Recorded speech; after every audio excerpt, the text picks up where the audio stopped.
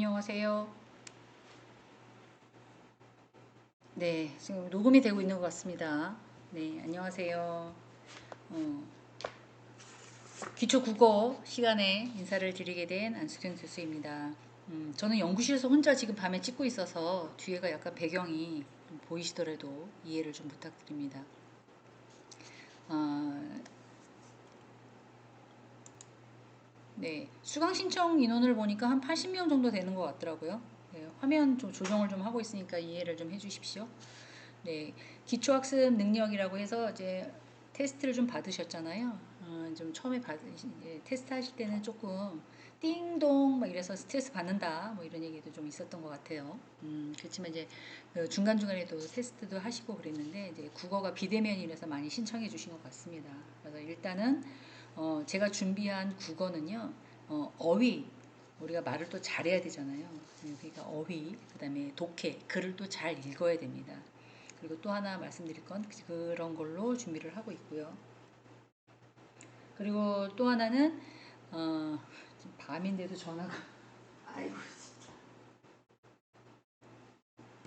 죄송합니다. 밤 지금 한 10시 정도 됐는데 혼자 학교에서 이걸 찍고 있는데도 막 전화가 사방팔방에서 와서 네, 그렇게 준비를 하고 있고 이제 표현의 여러 가지 방법들에 대해서 말씀드리려고 하고 있어요. 그리고 시간은 50분 2학점짜리니까 50분 동영상이 나갈 생각입니다. 그리고 일주일 정도 열어 드릴 테니까 참고하셔서 출석 체크를 잘 해주시면 될 것 같아요. 또 하나 시작하기 전에 좀 당부 말씀을 몇 가지 좀 드리겠습니다. 첫째는 제 시간 안에 좀 들으셔야 하고요. 들었는데 이거 출석이 안 됐어요. 이런 건 인정해 드릴 수가 없습니다. 그럼 어떻게 해요? 시스템이 잘못됐는데 어, 학과에 오셔가지고 해결을 하셔서 내가 잘 들을 수 있는지 확인을 꼭 하시고요. 그리고 저도 이제 상담을 하고 있으니까 오시면 좀 알려드릴게요. 그렇게 하셔야 되고요. 그리고 많은 분들이 지금 한꺼번에 80명이 넘게 들어오셨기 때문에 저희 입장에서는 좀 이렇게 구분을 해야 되잖아요. 그래서 이제 본인 실수도 약간 안 들었는데 체크가 안 됐어요. 그러면 본인이 뭔가를 좀 잘못 하신 거예요. 그래서 두 번이나 들었어요. 뭐 시스템이 있다는데 왜 안 해줘요? 이렇게 얘기하시면 안 됩니다. 대학생은 혼자 뭔가를 책임지고 해결해 나가는 그런 것도 배우셔야 되기 때문에 그런 거 조금 참고하시면 될 것 같고요. 그리고 조금 국어라 듣고 그냥 많은 건 줄 알았더니 무슨 숙제가 이렇게 많냐고 라고 얘기하시면 또 안 되는 게 어, 대면으로 공부할 때는 시켜도 보고 읽혀도 보고 쓰는 것도 보고 이렇게 육안으로 볼 수 있지만 비대면으로 지금 신청하셨잖아요. 국어를 비대면으로 제대로 쓰시는지 제대로 읽는지 제가 볼 수가 없어요. 그래서 지금은 과제를 내드리는 걸 잘 모아두셨다가 중간고사 때 한 번, 기말고사 때 한 번 이렇게 제출을 하시면 될 것 같아요. 메일로 제출하시는 분이면 메일로 받겠고요. 그리고 학교에 오셔서 직접 납부하고 싶으신 분은 프린터 해갖고 오셔야 돼요. 이거 뽑아주세요 이러시면 안 됩니다. 그러면 집에서 원래 수업은 계속해서 대면으로 공부를 하는 시대잖아요. 근데 코로나로 인해서 저희가 비대면으로 바꿨어요. 그리고 사업을 하신다는 이유로 또 직장을 다니신다는 이유로도 또 받으려요. 그런데 나는 세 번만 학교 나오고 두 번은 안 할 거야. 뭐 이렇게 하시면 안 돼요. 상황이 원래 그게 기본 룰이에요. 그렇지만 자기 각자 다 일이 있으시니까 그런 걸 고려해서 비대면 수업을 좀 많이 열려고 노력을 했으니 조금 이런 과제를 낸다든가 이런 것들은 조금 인지를 좀 해주셔야 됩니다. 또 하나 제가 금방 또 회의를 또 하고 왔는데요. 또 하나는 학과 사무실 많이 가시잖아요. 많이 가시면 일단은 업무가 너무 바쁩니다. 그리고 한두 명 응대하는 게 아니기 때문에 되게 사람이 많아요. 그리고 한 번 또 설명하면 잘 못 알아들으시고 인정을 못, 또 이해를 또 못 하시니까 설명이 깁니다, 사실은. 근데 그런데 왜 내 전화 안 받냐고 막 돌아가면서 전화하시는 분이 계시고 그딴 식으로 행정할 거야? 라고 이렇게 또 막말하시는 분도 계시고 그리고 조교한테 약간 하대하시는 분도 계시고 들어오자마자 화내시는 분 계시고 막 이런 다양한 분이 있다고 그러시더라고요. 그렇게 하시면 안 됩니다. 제가 규정과 규칙을 다시 만들어서 각 성인학습자한테 다 뿌릴 겁니다. 선생님들의 살아온 연륜과 인성과 이런 걸 제가 믿고 또 존경합니다. 왜? 훨씬 더 저보다 많이 사신 분들이 많다고 생각하기 때문에 이 어려운 삶을 이겨내시고 잘 해결해 나가셨을 거라고 믿기 때문에 존경해요. 하지만 학교에 와서 공부를 하실 생각이면 조금 낮아지고 배우려는 자세 이런 것들도 좀 배우셔야 된다는 거죠. 그래서 직원 선생님들이 자기 아들, 딸보다 더 어리고 손자, 손주뻘밖에 안 되지만 함부로 대하시면 절대 안 되고요. 행정실에 오셔서 막 화내시거나 그렇게 하시면 안 됩니다.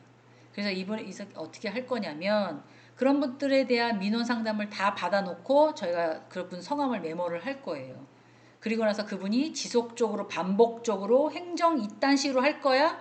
너 왜 내 전화 안 받아? 왜 저 사람은 해주고 나는 안 해줘? 이렇게 하시는 분이 반복적으로 계신다면 별도로 저희가 뽑아서 상담을 할까 생각 중입니다. 그리고는 이렇게 얘기하신다며요. 나? 그럼 이 학교 안 다녀. 이렇게 얘기하시면 또 안 되죠. 선택입니다. 그거는. 학교를 다니시고 안 다니시는 건 선택이지만 저희가 최선의 교육 서비스를 할 때 받으실 수 있는 그런 인격과 인성이 되셔야 된다고 저는 생각을 해요. 이 얘기는 다른 교수님들도 다른 조교 선생님도 하실 수가 없어요. 성인학습자 지원센터장인 제가 선생님들한테 성인학습자들한테 얘기를 해드리는 수밖에 없어요. 제가 악역을 맡을 수밖에 없기 때문에 제가 말씀을 드리는 거예요. 그렇다고 모든 분이 다 그러냐? 그렇지 않으세요. 도와주셔서 고마워요. 내가 해야 되는데, 내가 이거 할 줄도 모르는데 이거 해줘서 고마워요. 뭐 이렇게 하시는 분들도 더 많으세요, 사실.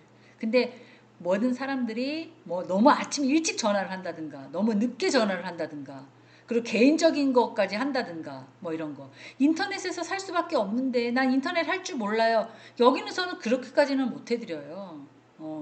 본인이 가서 사갖고 오시든가, 식구들한테 부탁을 하던가 주변의 도움을 받아야지 장학금하고 수강 신청 이런 것도 하는 것도 좀 버겁거든요. 학교에서는 그걸 원래 안 해드리는 거예요. 기본적으로. 근데 거기까지만 수강 신청, 장학금 신청까지만 해드리는 건데 인터넷으로 책 사달라고, 그리고 뭐 와이파이 뭐 깔아달라고 뭐 이렇게 하시면 안 된다는 거죠.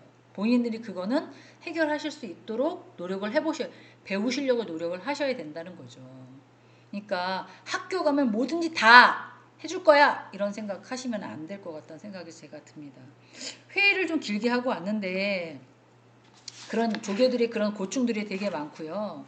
그리고 이제 문의사항을 이제 주셔도 서로 이제 존중하면서 나 이거 어떻게 해요?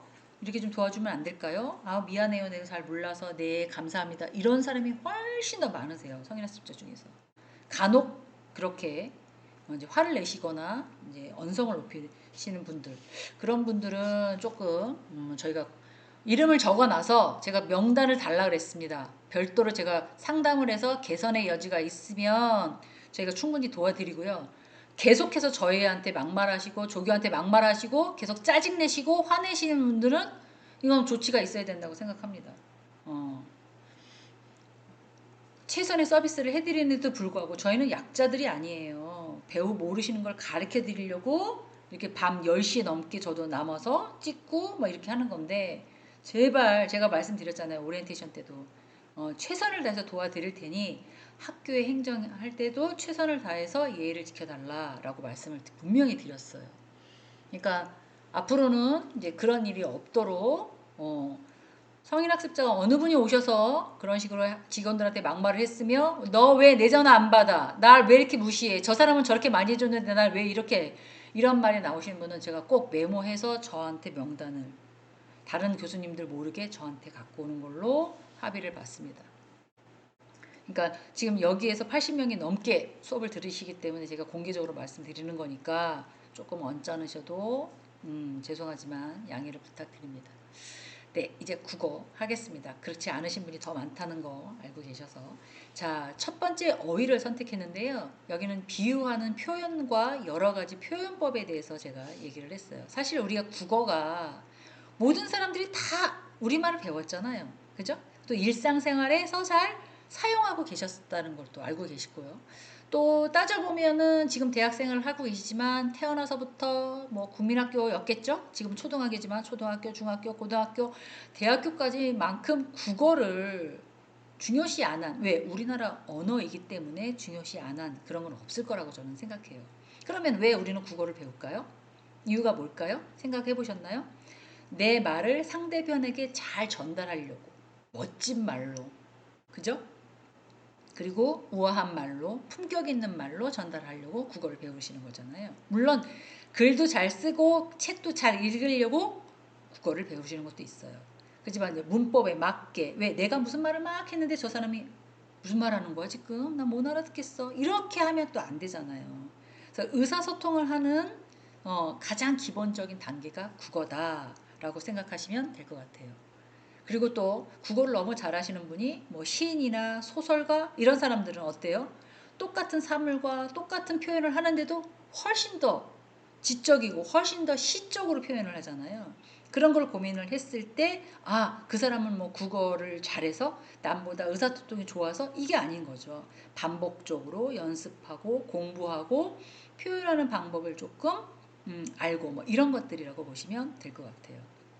그래서 지금 우리는 혼자 살 수가 없어요. 같이 해야 돼요. 저희는 제가 아까 얘기하는 거지만 성인학습자를 모시고 왔으니까 그분들한테 최선을 다해서 교육 서비스를 하려고 하는 거지. 저희 그런 걸 하려고 하는 거예요. 그렇기 때문에 혼자 살 수는 없거든요. 그래서 어떻게 해야 돼요? 서로 협동을 해주셔야 돼. 그리고 서로 존중을 해주셔야 돼. 그게 다 뭐예요? 말이에요. 언어라고요. 배우시는 국어, 표현, 비유하는 법, 표현 방법 이런 거라는 거죠. 왜 이렇게 물론 화가 나고 그래도 참는 거죠. 그래야 왜 어른이에요? 그런 걸 이겨내야지만 성인인 거잖아요. 아이들은 배고프면 울죠. 화장실 가고 싶어서 울죠. 몸이 불편해도 울고 표현을 하잖아요. 근데 성인들은 그런 걸 다 배웠기 때문에 인내하는 거잖아요. 즉, 내가 생각하고 느끼는 것들을 그게 처음부터 습관이 잘 들어지면 좋잖아요. 주변에 이런 사람 안 계세요? 저 사람은 같은 말을 하는데 어떻게 표현법이 이렇게 좋아? 세상에. 저 사람 정말 예쁘게 얘기해. 그리고 내 말을 너무 잘 들어줘. 너무 좋아. 이러신 분이 있지만, 쟤랑 얘기하면 답답해. 얘기가 안 통해. 혼자 잘났대, 혼자 잘났대. 나 싫어, 정말. 이러신 분들이 있으시잖아요. 사람은 느끼는 게 다 똑같거든요. 그래서 어떻게 보면 새로운 지식을 습득하기보다는 우리가 알고 있고 배웠던 국어를 조금 더 폼나게 60이면 60대에 맞게, 70이면 70대에 맞게, 80이면 80대에 맞게 더 고풍스럽게 좀 표현을 하자. 이런 차원에서 어휘하고 독해를 제가 준비를 했습니다. 그리고 각자 생각하는 느낌이 다 달라요. 똑같이 A를 말씀드려도 누구는 A로 안 받고 B로 받고 누구는 C로 받고 누구는 D로 받고 다 다르죠. 왜? 나는 그렇게 들었어요. 왜? 머릿속에 벌써 정착하는 게 느끼는 게 벌써 그렇게 느꼈기 때문에 그렇게 느껴지는 거거든요. 그래서 여러 가지 수단이 있는데 이거를 뭘로 해결이 돼요? 완벽한 언어로 다 해결이 될 수 있습니다. 왜 우리나라 속담에 가는 말이 고와야 오는 말이 곱다 이런 얘기 하잖아요. 그러면 오는 말이 고와야 가는 말이 좋아. 먼저 내가 받아보고 내가 얘기할게. 이런 말투가 아니고 이 속담이 뭐예요? 내가 먼저 남에게 좋은 말을 하면 그 사람이 나에게 좋은 말을 한다. 이런 뜻이잖아요. 그죠? 잘 하실 거라고 믿습니다. 말하기를 잘하려면 글도 많이 읽어야 되고요. 그리고 생각도 많이 해야 되지만 잘 쓰셔야 돼요. 느낌대로 잘 쓰셔야 됩니다. 그래서 어떻게 보면 훈련다운 훈련을 하실 수밖에 없고 또 이 수업이 비대면이다 보니까 혼자서 작성하시고 혼자서 뭔가를 연습하시는 수밖에 없더라. 아무리 생각해도 국어는 이렇게 하는 거예요. 아셨죠? 그냥 듣고 계세요. 네, 다음 시간에 봬요. 이렇게 하면 아무것도 늘어나지 않습니다. 물론 영어도 중요하고 국어도 중요하고 수학도 중요하고 뭐 다른 전공 과목 다 중요하죠. 하지만 이 국어와 우리말은 어릴 때부터 배워서 예쁘게 훈련하지 않은 연구하고 훈련하고 그 훈련된 게 쌓이고 이래야지만 쓸 수 있는 거지. 모든 학문이 그렇잖아요. 근데 딱 상황에 맞게끔만 그냥 얘기하고 그냥 말아버리는 그런 형태가 아니라는 거죠. 지금 오랜 세월을 혼자서 잘 살아나시고 그 다음에 여태까지도 잘 삶을 예쁘게 살아오신 성인학습자들이라고 알고 있습니다. 근데 이제 학문을 통해서 조금 더 업그레이드 시켜서 아, 내가 진짜 이 나이에 공부를 배운 것이 정말 잘했구나. 뭔가를 생각하게 되는구나. 뭐 이렇게 될 수 있도록 제가 준비를 했어요. 그래서 좀 차근차근하게 생각할 수 있는 시간도 좀 가져야 되고요. 이게 이치가 맞는지 안 맞는지 판단할 수 있는 능력도 있어야 되고요. 표현하고자 하는 것들에 대한 이해도 조금 필요합니다. 그 밖에 삶에 있어서 뭐 이런 것들이 사실 적용하면 너무 좋은 거겠죠, 사실은. 그래서 어휘를 하고요. 뒤에는 이제 독해, 글을 읽고 내가 얼마만큼 이해를 하고 이걸 요약하고 또 거기서 모르는 단어 같은 것들 내가 정리정돈하고 뭐 이렇게 하는 걸로 컨셉을 잡았습니다. 자, PDF 파일을 제 펴고 있는데요. 보면은 첫 번째 1. 비유하고 표현하는 여러 가지 발표법이라고 보이실 거예요. 이 자료도 영상에 올려놓겠습니다. 의인법이라고 얘기를 했죠. 근데 이 비유라는 단어를 좀 생각해 보세요. 비유하는 어디에 비교하는 비유와 비교는 다른 거예요. 비유는 표현하고자 하는 어떤 대상이 있어요. 그게 원관념이라고 한다면 그 유사한 다른 대사의 보조관념을 합쳐서 빗대서 얘기하는 것이 비유예요. 내 얼굴이 제 얼굴 제가 화면에 뚱뚱하게 나오거든요. 사과 같은 내 얼굴. 그게 무슨 뜻이에요? 내 얼굴을 사과에 비유했잖아요.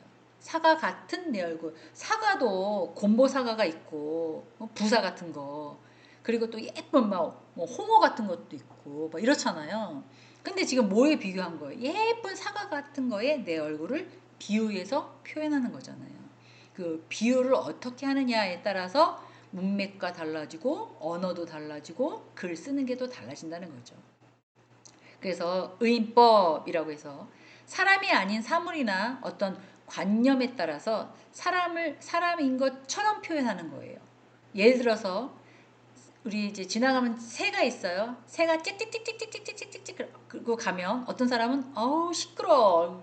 오늘따라 왜 이렇게 새가 찍찍거리고 난리야. 어우 이렇게 깍깍거려 까마귀가. 이렇게 하시는 사람도 있겠지만 시인이나 이런 사람들은 어떻게 할까요? 참새가 노래한다. 참새가 음료를 입네. 뭐 이런 식으로 표현하지 않을까요? 그게 의인법입니다. 혹시 노을 지는 거 해변가에 노을 지는 거 노을이 바닷가에 이렇게 들어가잖아요.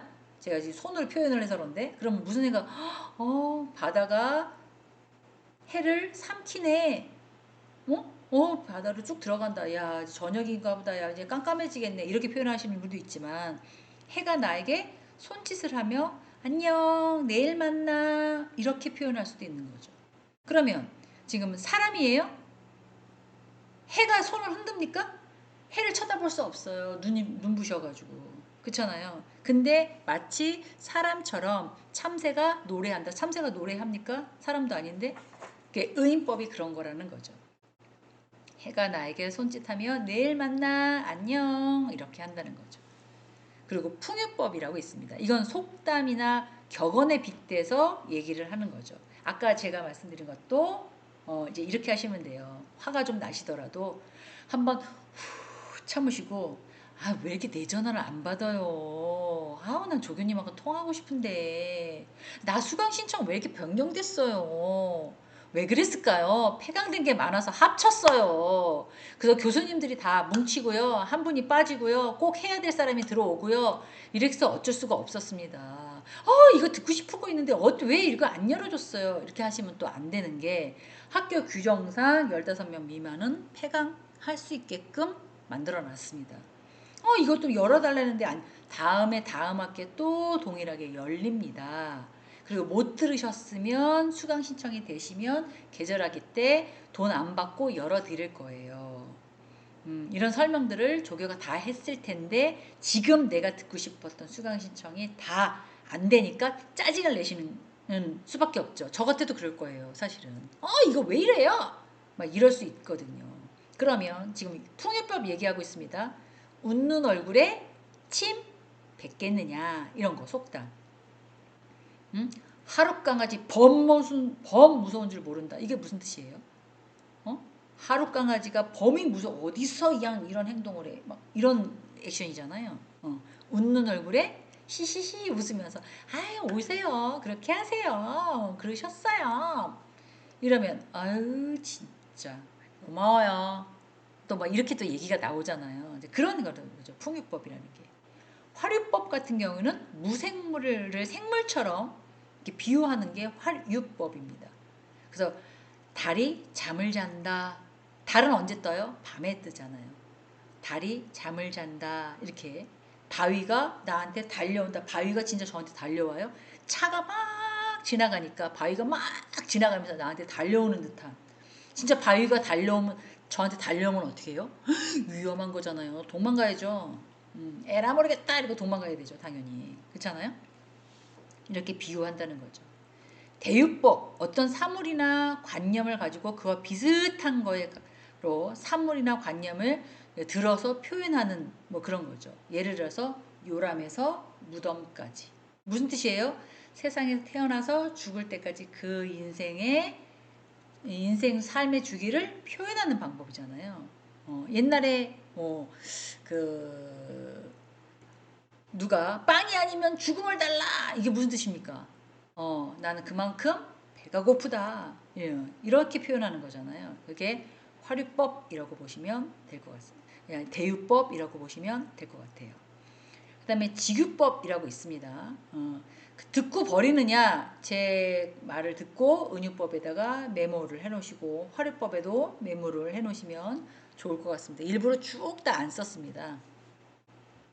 직유법은 뭐뭐처럼 뭐뭐같이 뭐뭐인 듯 뭐뭐인 양인 것처럼 말을 하는 거예요. 아까 말씀드렸던 비유라고 첫 번째 제목을 해서 말씀드렸듯이 어떤 원감념에다가 보조감념을 연관시켜서 말하는 거. 그리고 제가 뭐라고 그랬어요?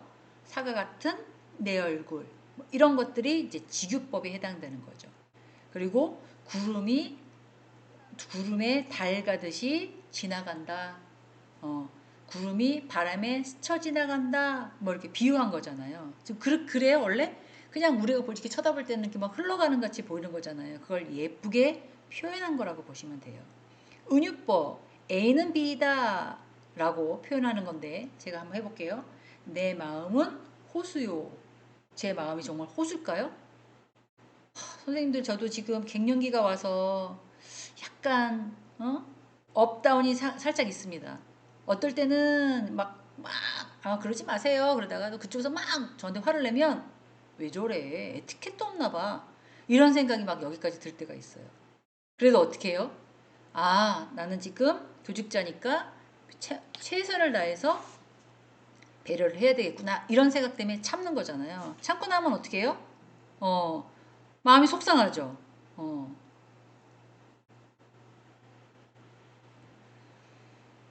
그래서 이제 그런 식으로 표현하는 거다. 그 다음에 나는 나룻배요, 당신은 행인이요 라고 표현하는 건 뭡니까? 제가 지금 나룻배예요. 그리고 내 상대방한테 누가 내 배 위에 올라가가지고 이렇게 타고 가래요? 그런 뜻이 아니잖아요. 당신이 움직일 때마다 나는 같이 동행하겠소. 당신이 어딜 가든 나는 늘 같이 하겠어. 이건 배우자한테 표현하는 거잖아요. 그리고 내 마음은 호수요. 나는 그만큼 마음을 넓게 갖고 있습니다. 언제든지 제가 지금 그렇거든요. 성인학습자들에게 모두에게 마음을 넓게 갖고 있습니다. 최선의 서비스를 해드리려고. 안 되는 것도 사실이 있습니다. 사실은. 근데 다는 못 해드려요. 할 수도 없고 해드리기도 어렵고 하지만 바쁠 때는 못 해드린다는 거야. 선을 딱 거놓고 못 해드리겠다는 게 아니라 너무 바쁘면 못 해드리는 거죠. 나중에 오시면 해드릴 수 있게끔 도와드리겠다는 얘기죠. 한꺼번에 지금 몰리니까. 그걸 서로 이해해 주십시다 하고 말씀드리는 거죠. 자, 이해되셨나요? 요인법하고 50분 안에 이거를 제가 오늘 준비한 걸 다 못할 것 같아. 한 장 갖고 제가 볼 때는 조금 속도를 조금 천천히 가기 때문에 그래요. 처음에는 이렇게 인지하시면 금방 또 되실 수도 있다고 생각이 됩니다. 자, 표현법, 배곡 같은 피부 이게 뭡니까? 내 피부가 하얗고 예쁘다라는 뜻이잖아요. 그럼 위에서 했던 법 중에서 어디에 해당이 될까요? 생각 한번 해보세요. 지규법에 해당이 됩니다. 음, 사과 같은 내 얼굴, 뭐뭐처럼, 뭐뭐 같이, 뭐뭐인 듯, 뭐뭐냥 이렇게 한 것처럼 피부가 하얗고 백옥 같은 내 피부. 피부가 백옥 같아요? 백인은 백옥 같죠. 황인은 안 그렇고. 그리고 흑인은 그게 백옥 같냐고 표현하는 거냐고. 그게 아니잖아요. 한국 사람들도 뭐 하얀 사람이 있고 약간 조금 노리끼리 한 사람도 있고 뭐 이렇잖아요. 근데 표현을 그렇게 하는 거죠. 책은 마음의 양식이다. 책이 양식이 무슨 뜻이에요? 책을 먹으면 영양분이 들어가요? 그건 아니잖아요. 책을 많이 읽으면 지금 그래서 공부하시는 거잖아요. 지적으로, 심리적으로 좀 다운하고 인격적으로 좀 올라가고 심리적인 지금 뭐 돈이 없어서 돈을 막 벌어야 되는 시기가 아니시잖아요. 성인학습자들은 뭐전 돈도 없어요. 막 이러실 수도 있지만 하여간 그래도 행복하게 학교에 오셨을 때는 어느 정도 내면의 거를 건강하게 하기 위해서 오신 거잖아요. 그럼 뭡니까? 책을 많이 접하면 그게 곧 지적 영양분이 된다. 그러면 책은 마음의 양식이다라고 하는 거는 아까 얘기한 것처럼 은유법에 해당이 된다고 보시면 될 것 같아요. 해를 집어 삼키는 바다. 그건 아까 화류법이에요. 제가 아까 이렇게 약간 이게 바다라면 이렇게 해가 내려간다고 표현을 했었잖아요. 바다 위로 날이 저무는 모습을 해를 집어 삼키는 바다다. 이렇게 표현한 거잖아요. 그럼 화류법에 해당이 됩니다. 소 읽고 외양간 고친다. 이건 많이 쓰실 거예요. 뭐 일이 이미 잘못돼 버렸어. 그리고 나서 뒷정리하는 그런 형태를 얘기하잖아요. 어떻게 보면 소 읽고 외양간 고친다라고 한다는 건 아까 속담이나 격언을 통해서 뭔가를 비유한다고 했으니까 풍유법에 해당이 된다고 보시면 될 것 같아요. 물론 젊었을 때 소 읽고 외양간 고치실 수 있죠. 지금도 고치실 수 있다고 생각이 듭니다. 그렇지만 고치지 않고 그냥 이런 상태에서 외양간을 그냥 아유 나 몰라 내버려 두는 것보다 늦었지만 고치는 게 훨씬 낫다고 저는 개인적으로 생각합니다. 또 사람은 빵으로 살 수 없다. 배만 채우는 것이 아니라 삶의 의미를 찾으려고 지금 오신 거잖아요. 그러면 대유법이라고 보시면 돼요. 대유법. 왜? 못했던 거 내가 못했던 거, 안 해봤던 거 해보려고 오셨잖아요. 얼마나 멋있는지 몰라요, 저는. 그런 생각을 가졌다는 게 늦었지만 나도 공부를 해야겠다. 특히 대학교는 중고등학교는 뭐 그렇다 치더라도 대학은 선택이잖아요. 거기에 오셨다는 거에 저는 완전히 칭찬. 그래서 성인학습자를 모시겠다고 하는 제안도 교육부에다 해서 저희가 인가도 받았고 그 인가를 받아서 또 모셔와서 원하는 거 공부를 또 시켜드리는 거잖아요. 그러려면 저희가 도와드리는 사람한테는 조금 친절하게 해주셨으면 감사하겠다 그 말인 거예요. 자, 꽃들이 나에게 인사를 한다. 정말 꽃들이 이렇게 흔들리는 거지 나에게 인사를 하나요? 그건 아니잖아요. 꽃들이 활짝 펴서 의인법이잖아요. 마치 바람에 흔들려서 표현하는 방법을 얘기하는 거잖아요.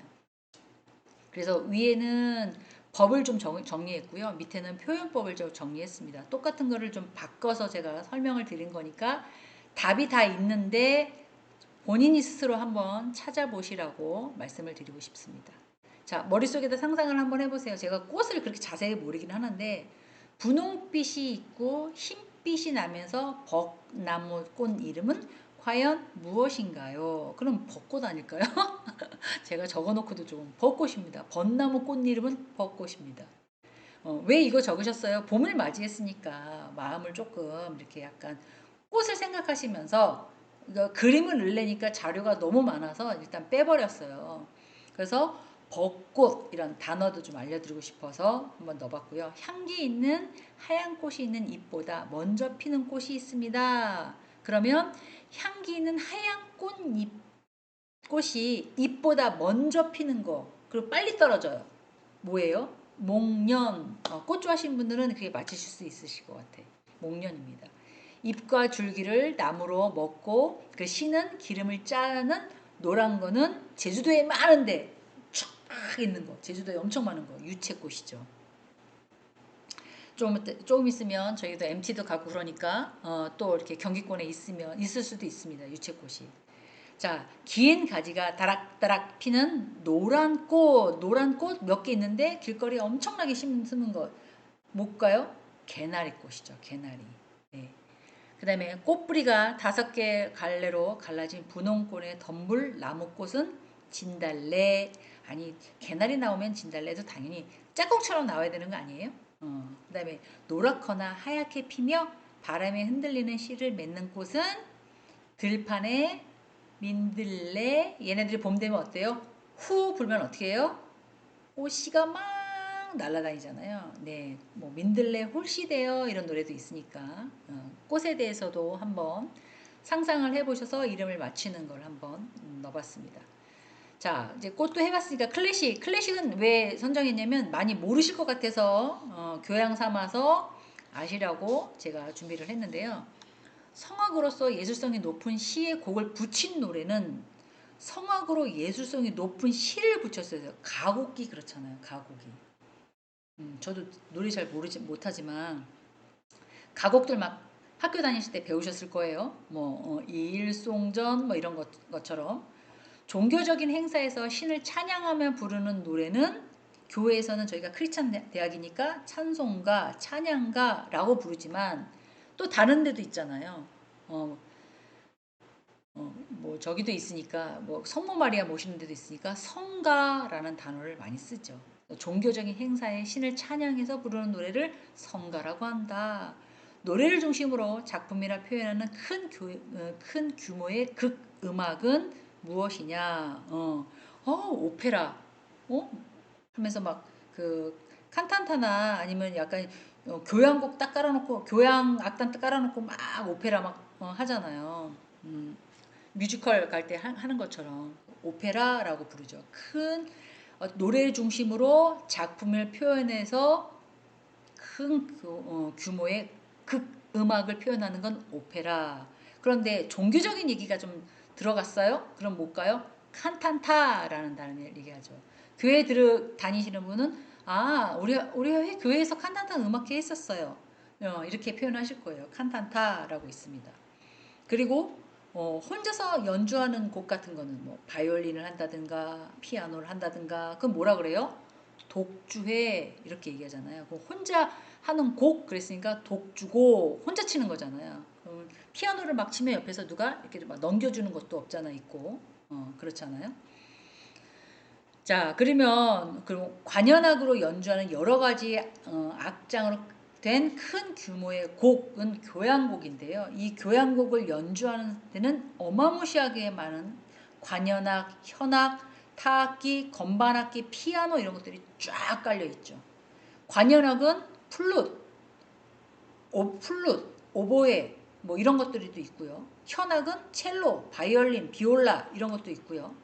타악기는 심볼, 그다음에 람바라, 마람바 뭐 이런 것도 있고요. 건반 악기는 뭐 올겐도 있을 수 있고 피아노도 있을 수 있고요. 이런 것들이 모여서 관현악을 만들어서 교향곡을 연주하죠. 거기서 지휘하는 사람 누구예요? 지휘자겠죠. 이 사람 거의 작곡가 하는 사람들이 많겠고.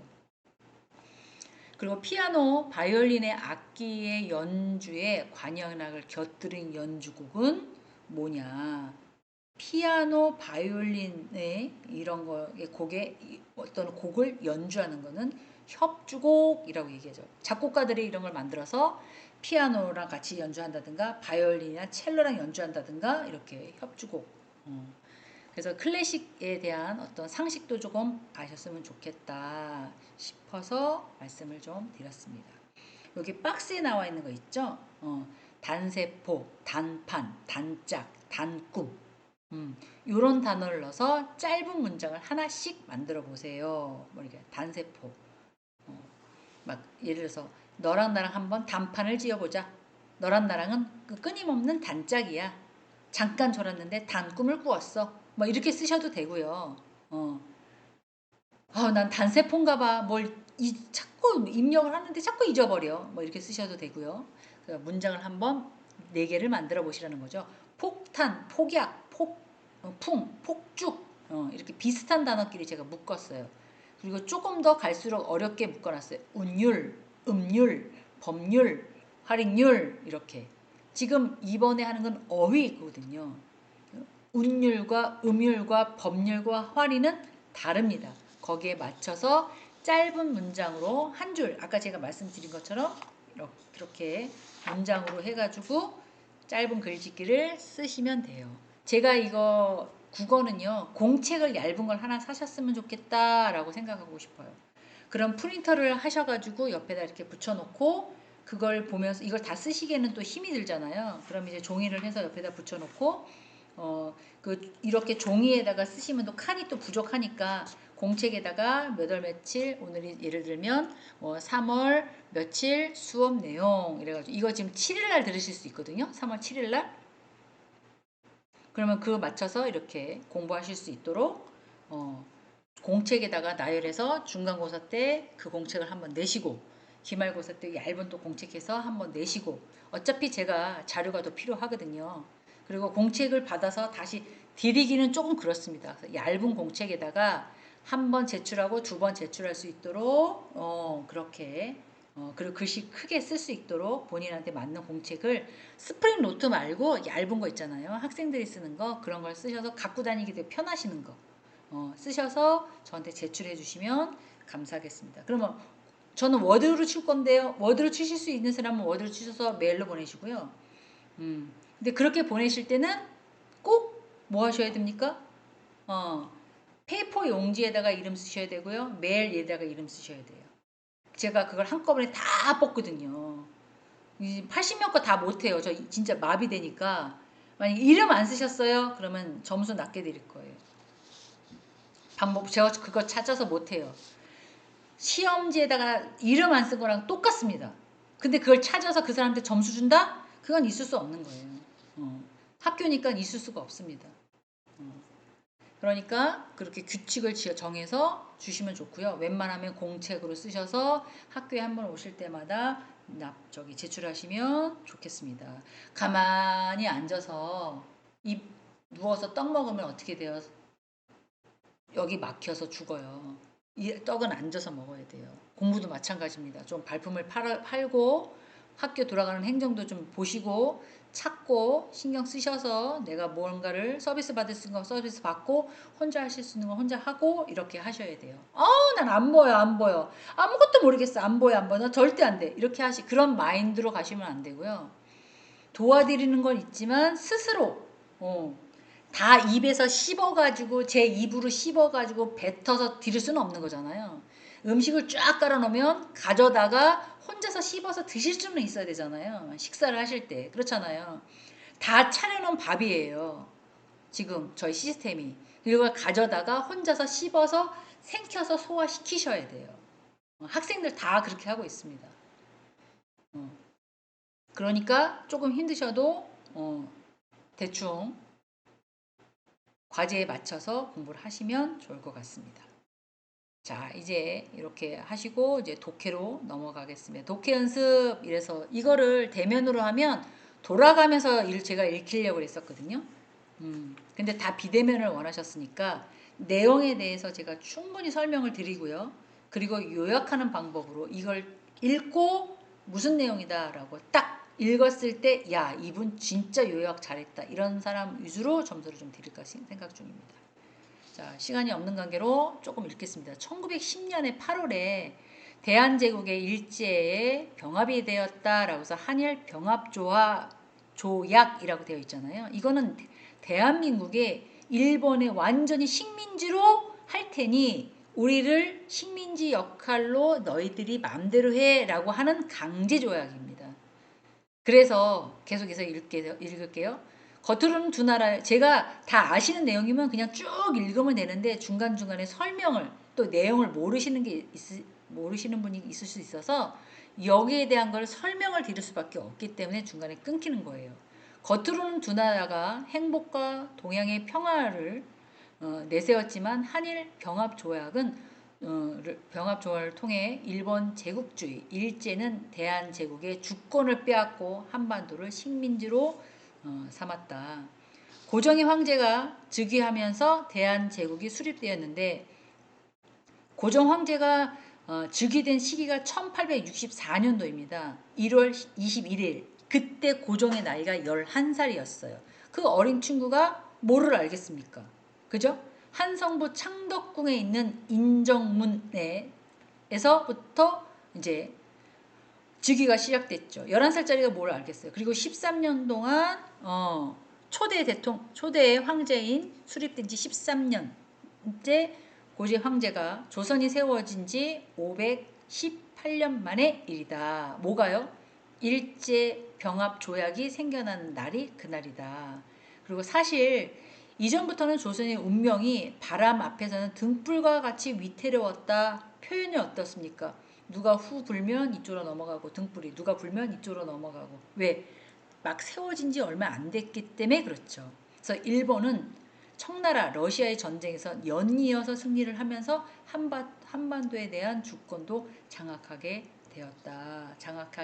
장악하여 나갔다. 이렇게 되어 있습니다.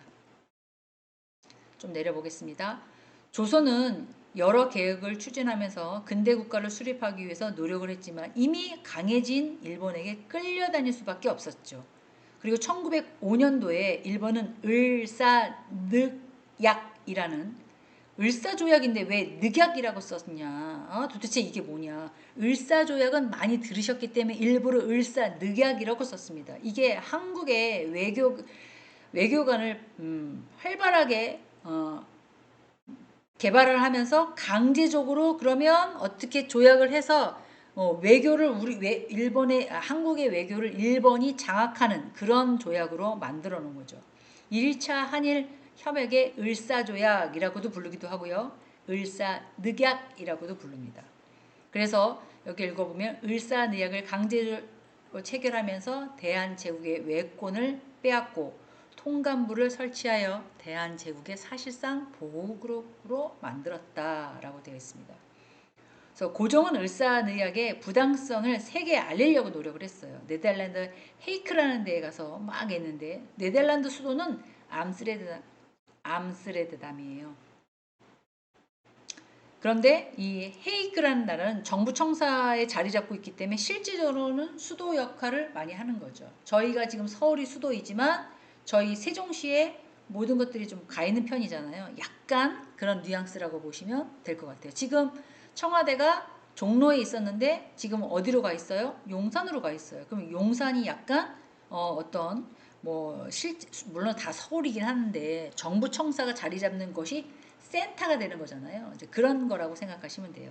거기에다가 고종이 가서 만주 평화 회의를 하고 특사를 파국해서 일본이 지금 이렇게 하고 있다. 이거 고쳐줘야 된다. 이렇게 약간 막 알립니다. 근데 일본들이 그걸 듣고 가만히 있어요? 가만히 있지 않죠. 그래서 강제로 그런 거를 가지고 고종을 퇴위시켜 버립니다.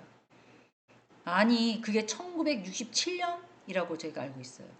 그래서 이 고종퇴위는 한일 신협약에서 정미 7조라고 해서 강제체 그것도 이미 안에 안 찍어? 가만 안 둘 줄 알아? 막 이런 약간 어거지로 찍게 된 거죠. 그래서 고종이 내려오게 되죠. 이후에 일본은 대한제국의 군대를 해산시키고 사법권과 경찰권까지 빼앗기고 완전히 한반도를 식민지로 만들어서 하게 되죠. 식민지가 된다면 어떻게 하겠습니까? 일제 침략을 한 한국민을 가만두지 않겠죠. 위기가 생겨날 수밖에 없죠. 나라를 잃은 사람이 어떻게 하겠어요? 그러면 어떻게 해요? 한국 사람들은 무조건 종, 일본 사람들은 무조건 상상? 선비? 이렇게 표현하는 거잖아요. 그렇기 때문에 신문을 만들고 일제를 부당하게 하는 걸 대외적으로 알리려고 엄청나게 노력을 하고 있다. 조금 오바돼도 더 하겠습니다. 그래서 이러한 한국인의 노력을 질밟는 일제는 헌병들에게 경찰의 임무를 주어서 한국인들을 감시하고요. 독립운동을 못하게 했습니다. 중간에 보면 탄압이라는 단어가 나옵니다. 탄압 보이시는지 모르겠는데 이 탄압은 강제로 억눌러서 자기 뜻을 이루지 못한다라는 뜻이에요. 그리고 이제 한반도에 조선이라는 이름으로 부르면서 조선 총독부라는 거를 하게 되죠. 통치부의 기구로 세워서 우리의 민족을 다 지배하는 그런 시대가 되어가고 있죠. 생각해 보세요. 얼마나 다행입니까? 그때 안 태어났으면 공부 일본어 배웠을 거예요. 그리고 저희들은 더 저뿐만 아니라 모든 사람들이 다 일본의 신여, 한여 이런 사람이 되어 있을 수도 있겠어요. 그래서 일본 군은 어떻게 보면 군인 출신들의 조선 총독을 절대 권력을 가진 자가 최고 통치자가 되고 거기에 엄격한 통치로 한반도를 다스려서 얼마나 무시무시했는지 모른다라고 표현되어 있습니다. 가만히 두지 않았죠. 뭐가 잘못하면 엄청나게 세금을 물리든가 아니면 태형이라는 제도를 통해서 때려버리고 이 태형은 육체에다가 뭔가를 강행하는 거예요. 볼기작 맞듯이 옛날에 조선시대 곤장 맞듯이. 근데 이 태형은 일본 사람한테는 안 하고 한국 사람한테만 실시했대요. 그리고 학교에서 선생님들도 제복을 입고 칼을 차고 외워 구구단 안 외워 2사 8 2사 10 일로 와 틀렸어 칼로 딱 끌어가지고 확 이렇게 죽여버릴 수도 있는 한국 사람이면 가능해요. 일본 사람이면 혼나 다음부터는 뭐 이런 형태였다는 거죠. 그 당시에는. 그러니까 죽지 않으려면 무조건 어떻게 해야 돼요? 말을 따를 수밖에 없어요. 지금 그런 시대가 아니잖아요. 두려움과 공포를 주었다 그 시대는. 지금은 그런 시대가 아니기 때문에 제일 좋은 건 뭡니까? 상대가 상대를 배려하거나 존중하면 그런 일이 없어요. 저희 여기에 있는 모든 조교와 선생님들 그리고 교수님들은 어마무시한 교육을 통해서 세팅이 되어 있어요. 근데 그 세팅을 성인학습자들이 인지하시고 받아서 이렇게 적용하실 줄 알아야 된다. 얘기하고 싶은 거죠. 잘 알고 계실 거예요. 첫날이라 제가 약간 말씀드리고 싶은 것도 말씀드렸고 주의사항도 좀 말씀드렸고 수강 신청하면서 좀 애로사항도 좀 말씀드렸어요. 듣기 싫으셔도 이해해 주시기 바랍니다. 자, 중간에 쭉 내려와 보면 이제 다 읽기가 조금 시간이 빡빡해서 그런데 중요한 말씀을 좀 드리면 조선통복부가 우리나라에 있는 소유권에 있는 토지도 엄청나게 뺏어갔고요. 그리고 세금도 말도 못하게 세금도 여기 또 세금이라고 해야 되는데 오타가 또 났네요. 제가 파일을 방학 내내 열심히 만들어 놨거든요. 근데 그 파일이 다 어그러졌어요. 바이러스가 걸려가지고. 그래서 다시 치느라고 진짜 어마무시한 속도를 내면서 지금 밤 10시에 지금 녹음할 정도니까. 그래서 오타가 조금 있습니다.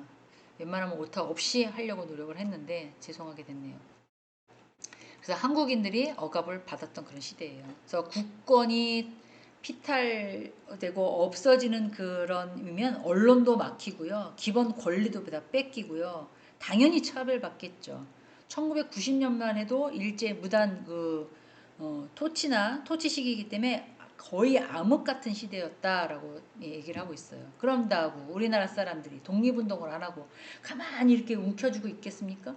비밀리에 항일운동을 하죠. 여기 보면 비밀리에 항일운동을 하고 있다라고 되어 있잖아요. 이 항일운동이 일제강점기 시대 때 해방을 하기 위해서 제주도 지역부터 이렇게 점점 올라와서 운동을 했던 그런 민족 지도자가 있었던 그렇게 해외로 그래서 뭐 만주까지 하고 김구가 만주에 가서 막 얘기를 하고 있잖아요. 만주 그랬더니 몽골어를 쓰고 있더라고요. 만주는 러시아와 중국의 사이에 이렇게 붙어 있는 곳. 거기에는 조선 민주주의 영토이기 때문에 조선족도 많이 살고 있는. 그래서 한국 사람이 거기 많이 가는 그런 곳이 만주였어요. 연해주라고 해서 또 나오는데 이 연해주가 어떻게 보면 러시아 극동 연방의 광구이거든요. 연해주가. 그렇기 때문에 지금 인터넷을 찾아보니까 항구 도시인 것도 있었고요. 프로폴리에는 지방이다. 프로몰리의 지방이다 라고 되어 있는데 항구 도시였구나 라고 인지하시면 좋을 것 같아요. 거기에 독립운동가들이 많이 몰려서 있으면서 독립운동을 하고 학교를 세워서 투쟁을 하고 뭐 지리적으로 약간 한국으로 이렇게 내려오는 이제 함경북도부터 내려오겠죠. 거기에 되게 가까웠기 때문에 만주와 연해주에다가 독립운동 단체를 많이 세웠다. 어, 일본을 물리치기 위해서 그냥 수긍하고 살지 뭘 또 이게 그냥 그래 이렇게 생각하지 않고 이제 그런 형태로 갔다는 거죠. 그래서 만주에서 독립운동을 펼치면서 여기 나와 있는 것처럼 이회영 이런 사람들의 도움을 받아 이 사람들이 엄청 큰 명문 부자였나 봐요. 학문도 되게 많이. 이 사람이 갖고 있던 모든 재산을 다 안차고나 양기탁 이런 신민회에 만드는 데다가 다 계몽주의 사상에다가 다 만들었죠. 줬죠. 기부 같은 거 했죠. 독립자금을 댄 거죠. 그래서 그걸 가지고 먹고 쓰고 막 이렇게 했을 거 아니에요. 무기 사고 이렇게 했을 거 아니에요. 그래서 우리는 형제고 한 곳에서 죽을지언정 우리는 일본 사람들 밑에 노예로 살지 말고 짐승처럼 살지 말고 우리는 독립해서 우리만의 걸 갖자 이렇게 얘기를 하면서 지금은 그런 이제 선조들이 있었기 때문에 편안한 곳에서 저희가 살 수 있지 않을까라는 생각을 합니다. 그래서 이회용이란 분이 만주에서 정착해서 신흥 강습소를 만들어서 새로 생긴 민족 교육과 군사를 실시해서 신흥 무관을 만들어서 1920년대쯤이면 그 신흥 무관 학교를 만들어서 수천 명이 배출을 했고 그 사람들이 다 독립군이 돼서 일본하고 싸워서 뭐 김구 선생도 있고요. 안창호도 생겼고요. 안창호라는 분은 되게 젊을 때 25살 때 도시락 폭탄 던지면서 내가 죽겠다 뭐 이런 얘기도 했었잖아요. 그리고 나서는 이제 3.1 운동이 되고 나서 거시적으로 조직적으로 이렇게 전개되면서 우리나라들이 해방이 되었었죠. 지금이 3월 7일 날 수업을 듣고 계신다면 얼마 전에 3월 1일 날이었잖아요. 그날은 뭐예요? 광복절 아닙니까? 근데 막 태극기 다 걸어놓고 오늘 노는 날이야 이렇게 생각하시잖아요. 이런 역사적으로 이런 아픔이나 이런 것들이 선조들이 다 이겨냈기 때문에 가능하지 않았나 생각 중입니다.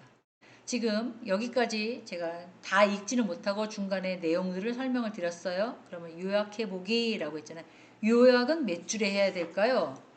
그리고 어떻게 하는 게 좋을까요? 고민을 해보셔서 짧게 한 번에 딱 읽을 수 있게끔 이것도 제가 웬만하면 이런 내용으로 독해를 하셔야지만 머릿속에 빡 들어오실 것 같아서 제가 선정을 한 거예요, 사실. 그냥 다 분야별로 되게 많이 선정을 했거든요.